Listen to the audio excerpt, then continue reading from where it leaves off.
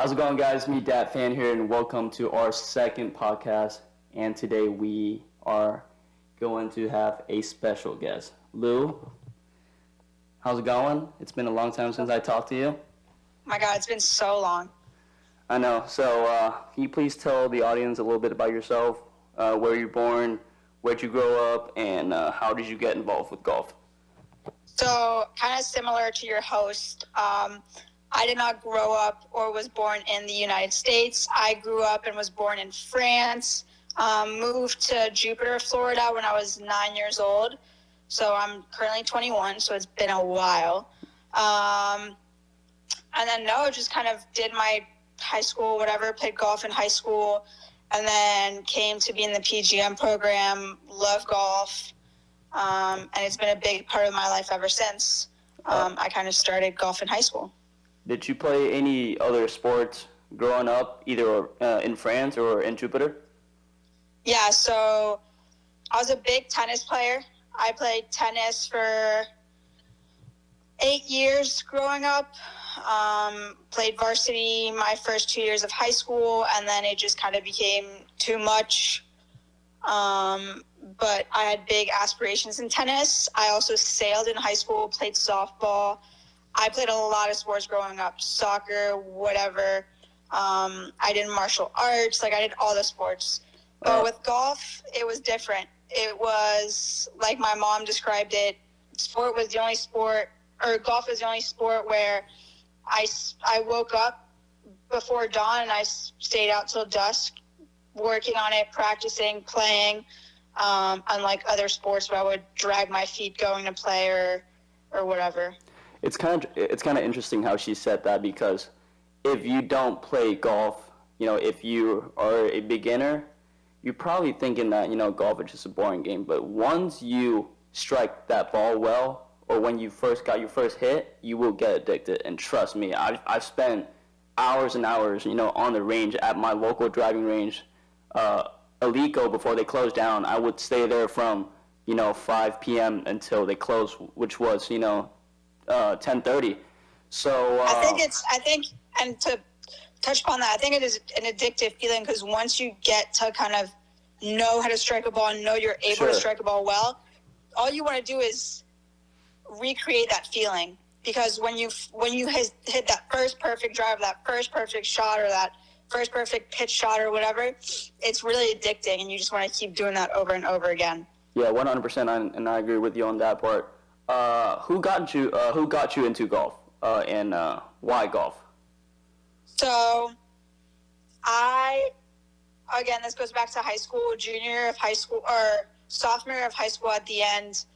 I was sailing in high school and playing tennis, obviously, and I told my parents, I was like, Mom, Dad, I don't want to play any sports. I'm done with these two teams. I don't like the teams. I don't like the atmosphere. And that's when they said, well, okay, you can quit, but you have to do another sport. And I had been around golf. My grandparents play, my dad plays, and I was like, you know what? I'm just gonna go ahead and try. And my high school actually had a developmental team, they called it. It was the team under junior varsity, and it was all boys. I was the only girl, and I kind of learned there the basis of it. And my two best friends were on the varsity team. And they were like, Lou, you have to make varsity, so you can, and all I wanted to do, obviously, when you're in high school, all you want to do is, hang out with your friends and play with your friends. So I was like, okay, if I get good enough, I can play varsity and then spend all my afternoons with my friends. And I was seeing how much fun they were having at practice and traveling to matches and stuff, and, districts, regionals, state, obviously. And we had a pretty good golf team. I mean, we made states the 2 years I was on it. So, and it just became, all right, I got to get better. So the summer between sophomore and junior year, I was like, okay, I'm going to grind it out. I'm going to get better. So I took lessons for the first time, and made the team. Didn't make the lineup because we had a lot of girls on it and a lot of good players.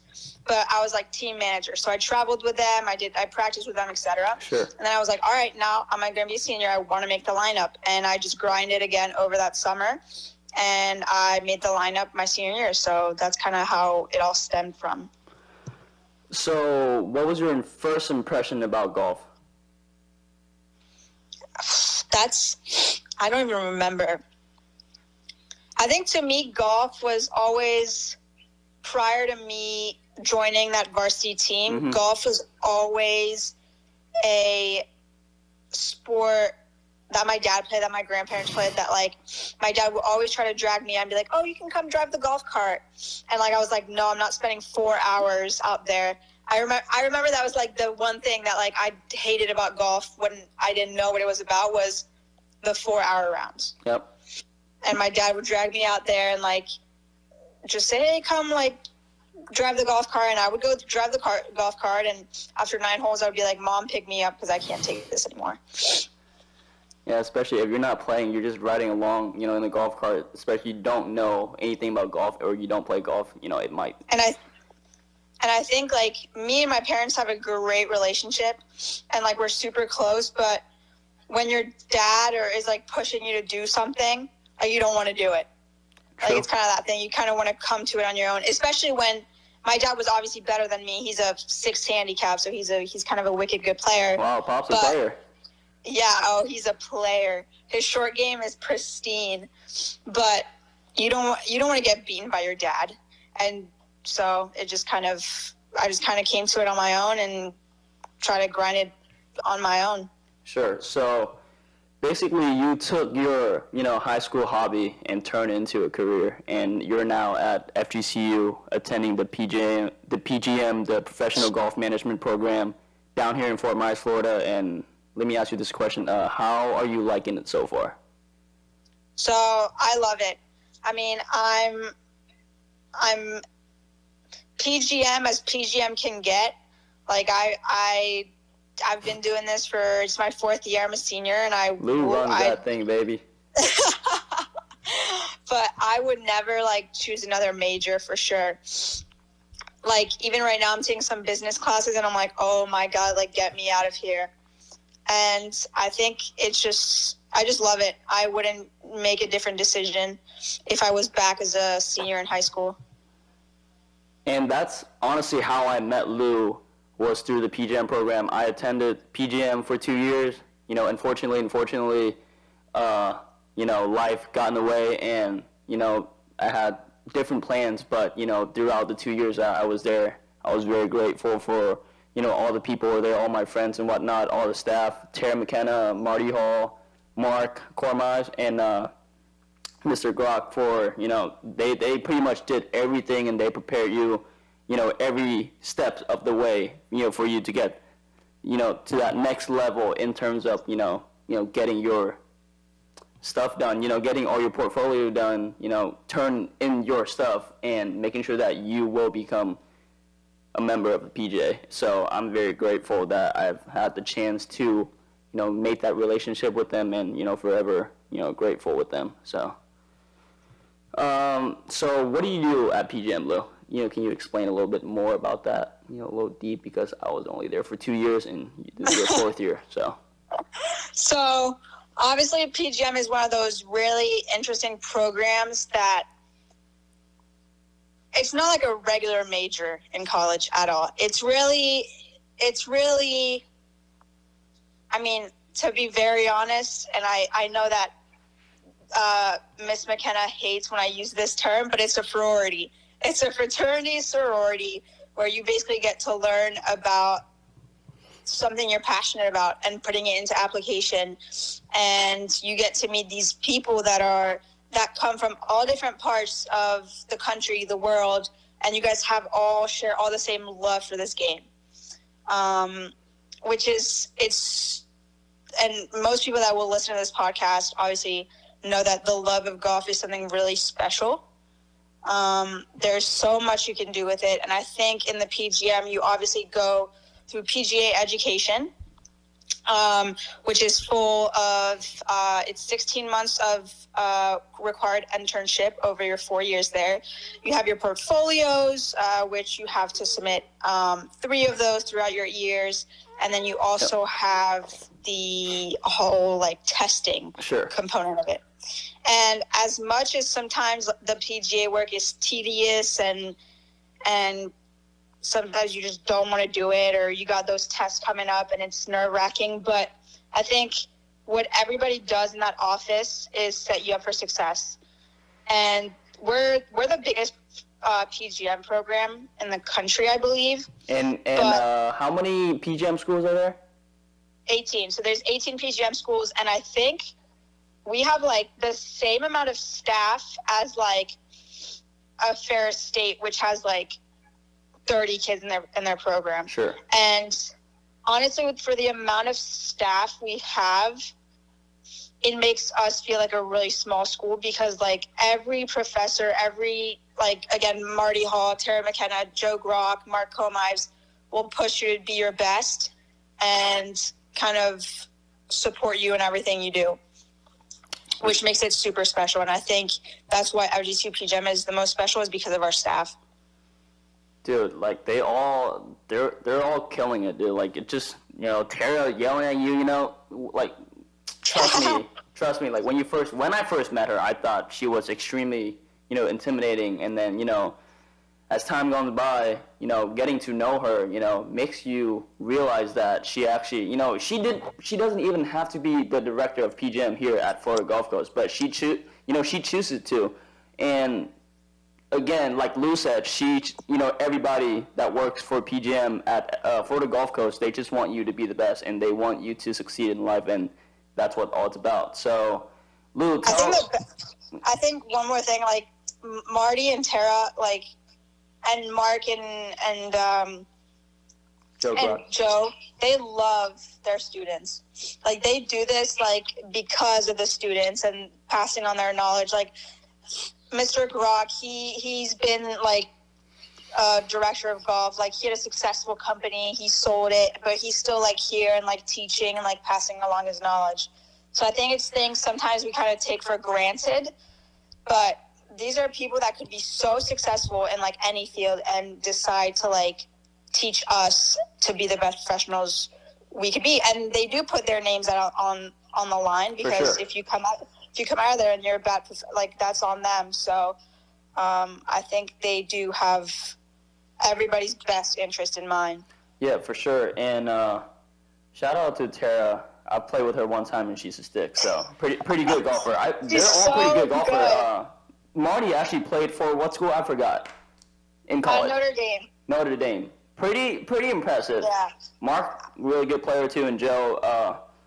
When I was there my freshman year. I think Joe's definitely a stick too. Yeah, Joe. I think Joe taught PD for player development for like 2 years or something when I was there. So.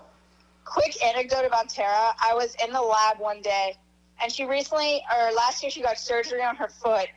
And she hadn't picked up a club in like a couple months or whatever because of her like surgery. She comes in the lab and she's like, "Oh, Lou, like we were playing at closest to a pin with some of the people in there," and she's like, "Oh, like pass me a club." So I passed her like a 7-iron. Sure. It's like a 140 yard like closest to the pin. She friggin' sticks it like. They're different, man. They're different. Literally. So let me ask you this. In terms of all the activities that you get to experience, attending the PGM, what kind of, tasks are you talking about? Like internships, swing laps, player development, you get, all the socials, you get all the tournaments. Explain to me about that part real quick. Like I said, FGCU is a different major because, again, it is, you have your schoolwork, but you have so much more than classes. Like you said, it's pretty much like a fraternity or like a sorority. You have a lot of activities for you to do. So I'm currently the vice president of our PGM like student association, and I've been on that executive board for since I was a freshman. Started out as tournament director. But I think the one thing we pride ourselves in doing is putting on social events, putting on tournaments, and just having a blast and just being all friends with one another. I don't know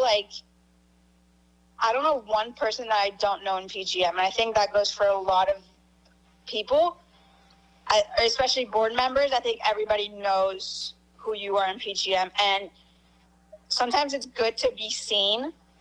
And I think in PGM, you'll always be seen. At least someone knows your name. I mean, my favorite part of the day is like going out to the PGM hall in Sugden and like seeing people I know and I haven't seen in a while and be like, oh hey, like just hitting. I mean, I know for you, like your favorite part of it was going to swing lab before class. For sure. Like that's such like it's such small moments, but it's like those moments that make it special as well. For sure. And then in terms of internships, where did you go to? So my first internship, I went to the Avion Resort Golf Club in France.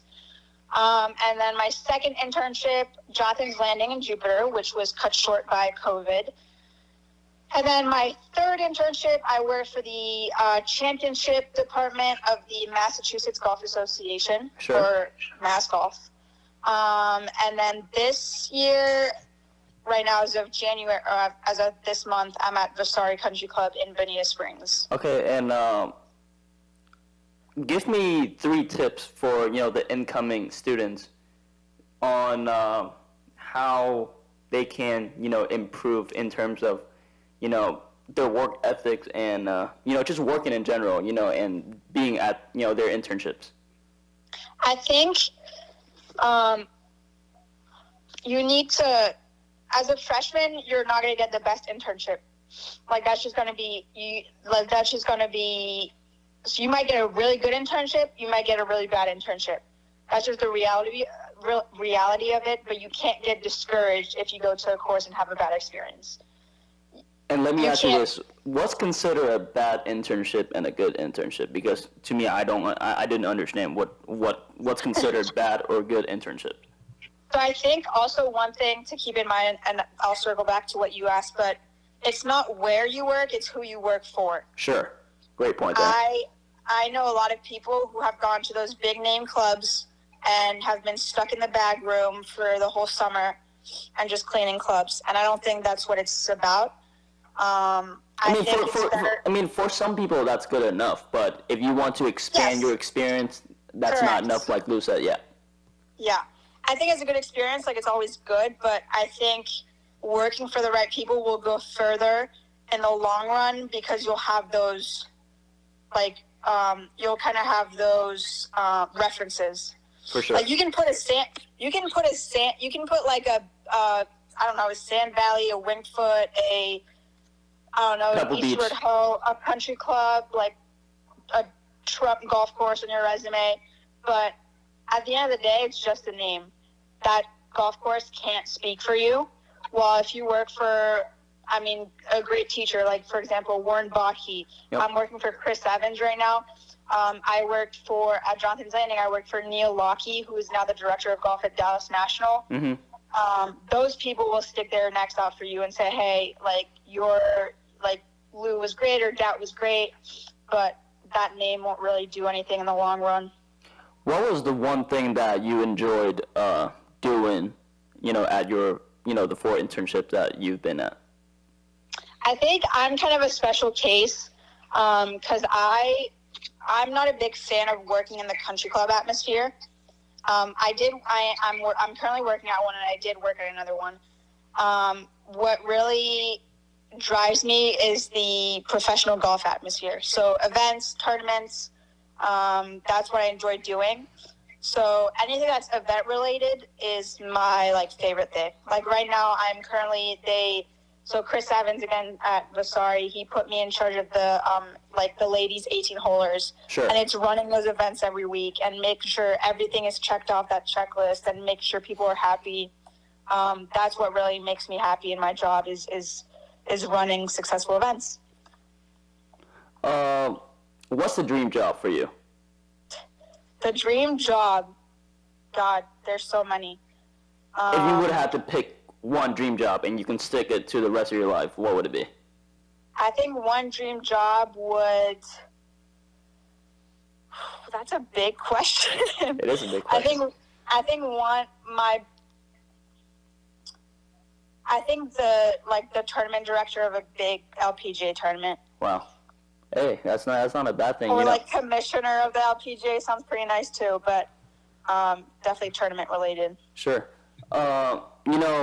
in terms of being in the PGM program here at FGCU or being at FGCU itself, you get to access the beach. Dude, what kind of school in the States that have the beach for sure. on campus, And like she said, the swing laps, you got 2 TrackMans, correct?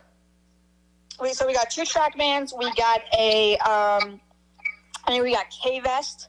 We got pressure plates. We got a well put platform, if people aren't familiar with that. And I don't know if you saw it. Yeah, it's the only one in America right now, which is crazy. For people who don't know what that is, and actually go check out well put because they're really cool. It's a indoor platform that is on I don't even know how you call it, but basically you can get up to 5 degrees of break in the putts. And you all control it with an iPad, with your cell phone, with a computer, and it draws lines. It's really cool. And that same company is actually doing a lot with VR and lasers and stuff like that. So we do have the only one in America. So that's pretty cool. Pretty fire. And, when you go and attend the FGCU PGM, you get to play a lot of tournaments, which is pretty cool. And the best part is you can win some money out of it too. And explain that, to me a little bit. So our tournament program is huge. In the fall, obviously with the seasons in Florida being so crazy in the spring, we don't run as many tournaments in the spring. But in the fall, we run up to 15 tournaments. So that's almost like every weekend. Sure. And it's just a good time. I mean, it kind of puts you in that professional atmosphere of playing. So if you're a player and you love to play, you have those individual stroke play event or Stableford events. And if you just want to have fun, and just play with your friends, we have that too. We have partner events, foursome events, 4-ball events. I mean, you basically get anything you want to. Sure. That's probably one of my favorite parts, going to PGM. And I thought it was great because, it trains you to be, a professional, wearing nice attires, wearing pants. You have to be proper, playing those tournaments as, you're a PGA professional playing in a section event, essentially. I think one other cool thing is we are the only school in South Florida, or even the South. I think the closest thing to that is New Mexico. So we have a season all year long. You get to play golf all year long. I don't think at a Penn State or a Ferris State they get to do that. And we don't have a home course, so we're blessed to have 3 partner courses we kind of rotate between. And we also, with your connections, this is where it goes, you get to play the nicest private clubs in Naples, which is huge. Yeah, it is, like she said, it's all about making connections and, utilize all the connections that you have. We're blessed. I was blessed to have the 3 courses that, that I could go to whenever I want to practice or play. But if you have good connections like Lou, if I knew Lou, I could, text her or call her and say, hey, Lou, do you have a tea time at 3:30 that I can come out with my friends or something? And that's huge because, all the courses down here, especially here in Naples, Florida, it's one of the top courses that you've ever going to see in your life. And I think that's huge. The point that she's making, that use your connections and make your connections. So, Lou, what's next for you in terms of, being a PGA pro? You're graduating soon, correct? I'm actually not. So I'm going to take a 5th year to complete to pursue my business degree as well. Sure. I just thought it would come in handy. But I'm not really sure. A lot of people have asked me that, especially during the summer, not knowing I was taking a 5th year. And I don't know. I'm just going to, honestly, I know the field I kind of want to go into. I know there aren't a lot of jobs available in that field. And right now it's all going to be about networking and connections. And I think next year, when I'll be done with PGM, it's going to be a year of networking and trying to find myself the best job I can get in summer of 2023. So if you got a job in professional golf, I'm your gal. But yeah, it's all about networking, continued education, obviously, with everything going on. And we'll just see where it takes me. I think not trying too hard is always a good thing. I think if you network with the right people and talk to the right people, the jobs will come, the opportunities will come. Yeah, 100% with that. Some of the people that I still work with until this day, I made all the connections back when I was in PGM, like Lou said. So it's pretty cool to say that, PGM, it's very diverse in terms of, you have a lot of connections. It's a business degree, but it's not. It's a business degree that you come to make connections. So it's all about so first of all, you get a degree, a college degree. You get your Class A, then you have a lot of connections, especially, the people that in your grade or in your class, your cohort, you can make, the sky's the limit, so please learn how to make connections. Lou, I always ask my guests this question, but why do you love golf and why do you choose golf as your career? Why do I love golf and why did I choose golf as my career? I think, that's a good question. you're really on top of it with those questions. I think golf, God, can you give me time to think? Am I on the clock here? You're on the clock right now. I think golf is one of those things that brings people together. Mm-hmm. Whether they're male, female, 65-year-old, 10-year-old, I think it's the only sport where, a 75-year-old can play with their 15-year-old grandson or granddaughter and have a good time. Imagine that in like soccer or American football. I don't see really the same outcome. It brings people together. You have a mutual love for something, which is a very strong passion. And I think I chose golf to kind of follow that love of the sport myself and kind of seeing where it takes me. I don't see myself doing anything else than what I'm doing right now, so. It's kind of funny how she said that because, I've stepped away from golf for some time, and for some reason I always find myself coming back to golf, and, I just love, being, on a golf course. I love surrounding myself with great people, all my friends, and whatnot on a golf course, and I always come back to, making golf contents for some reason because, like, the love for the game just hits different in my opinion. And no, correct. And I think golf can take you anywhere. For sure, yeah. I've met, funny story. So I've met this guy, really good player, and I looked his name up, and turns out that he played on the Nike Tour, which is the Korn Ferry Tour now for 5-6 years. So I'm like, wow. He looked just like a normal guy, and I looked his name up, and there he is. So pretty, golf. Honestly, I love golf and, love meeting the people like you and love, spending the time and talking about, your careers, your stories. And I'm just, grateful to have people like this in my life. And, it's going to go a long way in life. So, Lou, I appreciate your time here. And of course. What's the handle of your social media that people can follow you? So my handle is lou.conseil.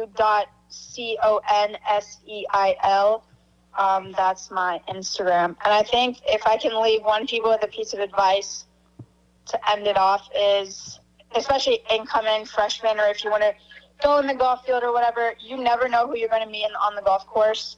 And the way you play that day doesn't matter. The only thing that does is your attitude, because that's the only thing people are going to remember. They're not going to remember the missed putts or the bad shots. So just don't be that person who's slamming clubs and breaking putters or whatever. So, but thank you for having me, Dad. I really appreciate it. All right, Lou, it's good to talk to you, and we'll definitely have to catch up soon. All right, guys, and that's it for our podcast today. Thank you, Lou, for joining me.